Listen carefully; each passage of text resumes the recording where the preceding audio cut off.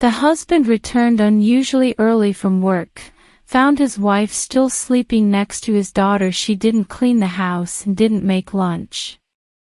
So he entered angrily to wake her up. She got out of bed and said, "I will prepare your food quickly." He said in the same tone of anger, "I work all day to come back while you are asleep. What have you been doing since the morning?" Then he said, "I will go to my family for a while." She said quietly, "Please drive me to my parents' house to see my mother and spend time there." Then he came out of the room.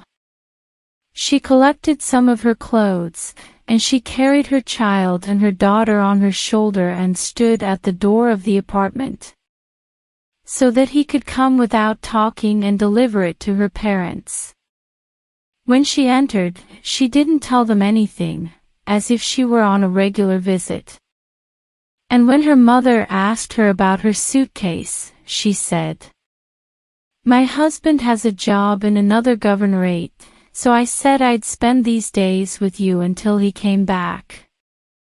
He returned home and did not go to his family because of the distress of work. He went straight to sleep, and when he woke up in the evening taking his phone to see the time, he rushed out of his place and got dressed and went to bring his wife after carrying a box of cake with him to her parents' house. When he entered, she hurried towards him, saying, "Has your going to the other governorate been cancelled?"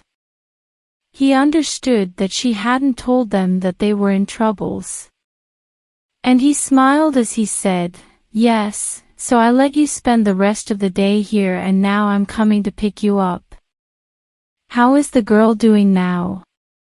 The fact that the child had a high temperature at night. Her mother preferred to get sick for the whole night and slept in the morning.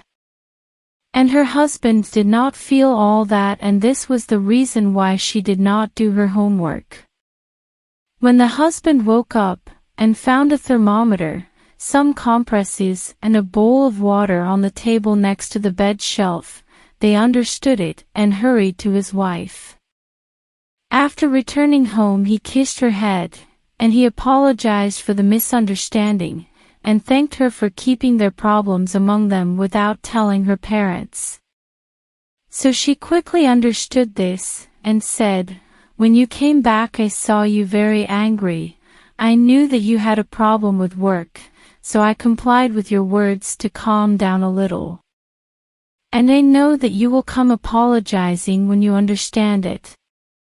She said, "But you have to leave the pressures of work at the door of the house, and separate the outside from the inside. Because here is your place of comfort from everything." She knows very well the nature of her husband, who when he makes a mistake he initiates an apology. But she is aware that she is a person of flesh and blood.